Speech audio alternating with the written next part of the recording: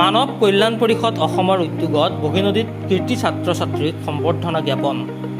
মানৱ কল্যাণ পৰিষদ অসম লখিমপুৰ জিলাৰ বগীনদী আঞ্চলিক সমিতিৰ উদ্যোগত আজি 2024 বৰ্ষৰ উচ্চতৰ আৰু মেট্ৰিক পৰীক্ষাত সুখ্যাতিৰে উত্তীৰ্ণ হোৱা বগীনদী অঞ্চলৰ প্ৰায় 70 গৰাকী কীৰ্তিমান ছাত্ৰ ছাত্ৰীক সম্বৰ্ধনা পত্ৰ, গ্ৰন্থৰ টোপোলা, গামোচাৰে সম্বৰ্ধনা জ্ঞাপন কৰা হয়।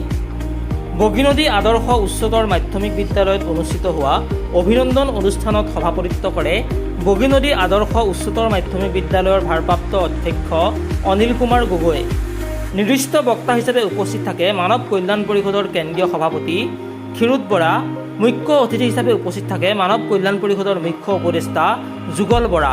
সভাত কেন্দ্ৰীয় সমিতিৰ সাধাৰণ সম্পাদক পাৰ্থ শইকীয়া, উপসভাপতি কংকন গোস্বামী, মানৱ কল্যাণ পৰিষদ অসমৰ অন্তৰ্গত মহিলা সুৰক্ষাৰ সম্পাদিকা লক্ষ্মীপ্ৰিয়া শইকীয়া, লখিমপুৰ জিলাৰ উপসভাপতি শান্তনু দাস, জিলা সহকাৰী সাংগঠনিক সম্পাদক যোগেন সোণোৱাল আৰু বগীনদী আঞ্চলিক সমিতিৰ কাৰ্যকৰ্তাসকল উপস্থিত থাকে। বিশেষ প্ৰতিবেদন আছামিজ টক্স নাও। আমি